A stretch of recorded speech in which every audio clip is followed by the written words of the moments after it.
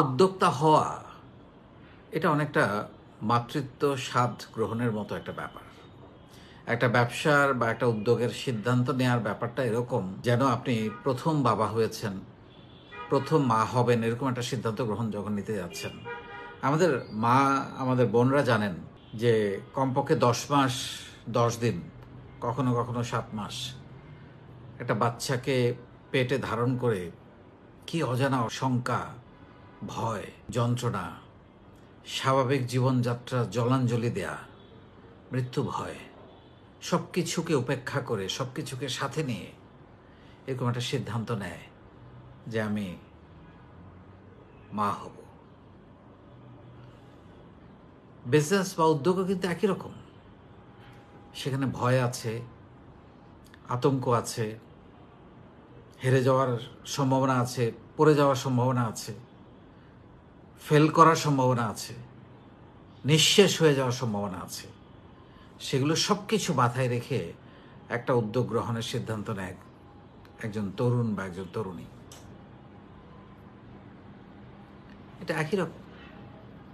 এবং এই বাচ্চাটা জন্ম হওয়ার পর যেভাবে তাকে লালন পালন করতে হয়, যত্ন করতে হয়, সে রাত জেগে তার সেবা করতে হয়, তাকে খাওয়াতে হয় ছোট ছোট করে, একটু একটু করে, তার শরীরের পরিচর্যা করতে হয়, তাকে ঘুম পাড়াতে হয়, নানানভাবে তাকে তার কোনো অসুখ বিসুখ হচ্ছে কিনা খোঁজখবর রাখতে হয়।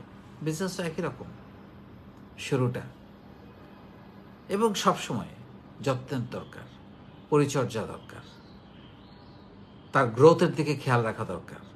বাচ্চার যেমন করে গ্রোথের দিকে খেয়াল রাখতে হয়, বিজনেসের গ্রোথের দিকে খেয়াল রাখা দরকার। এটা আপনার স্বপ্নের বেবি, ব্যবসা। আপনি বাবাও যেরকম বাবা হয়, মায়ের তো একটা ব্যাপার থাকে, বাবাও যখন প্রথম বাবা হয়, বাবাদের অনুভূতি কিন্তু একই রকম। একই রকমভাবে বাচ্চার সঙ্গে সময় কাটায়, বাচ্চাকে বড় করার জন্য স্বপ্ন দেখে। সেই স্বপ্নের বেবিটা বড় হতে থাকে আস্তে আস্তে করে, ব্যবসাটাও বড় হতে থাকে। দাঁড়াতে শেখে, পড়ে যায়, হোঁচট খায়, ব্যথা পায়, কোথাও কেটে যায়, দাঁতে ব্যথা পায়, মুখে ব্যথা পায়, ঠোঁট কেটে যায়, মাথা ফেটে যায়, আবার উঠে দাঁড়ায়, আবার উঠে দাঁড়ায় এবং একসময় হাঁটতে পারে, তারপর দৌড়াতে পারে। বিজনেস একই রকম। পড়ে যাবে, হোঁচট খাবে, সেল হবে না, নানান ঝামেলা তৈরি হবে, কর্মী টিম ঠিকমতো পাওয়া যাবে না, যাকে রেখেছেন সে চলে গেছে, মূলধন পাচ্ছেন না, প্রোডাক্ট সোর্সিংয়ে ঝামেলা হচ্ছে, সব ঝামেলা থাকবে।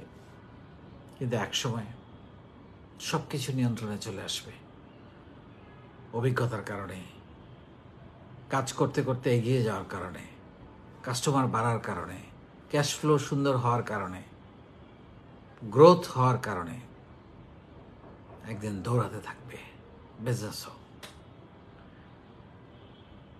সো একটু যদি আমরা মেলাই, যেভাবে আমরা বাবা হই বা মা হই, যেভাবে আমরা আমাদের সন্তানকে ধারণ করি, লালন করি, পালন করি, যত্ন করি, ব্যবসাটাও কিন্তু আপনার একটা সন্তান, একটা বেবি।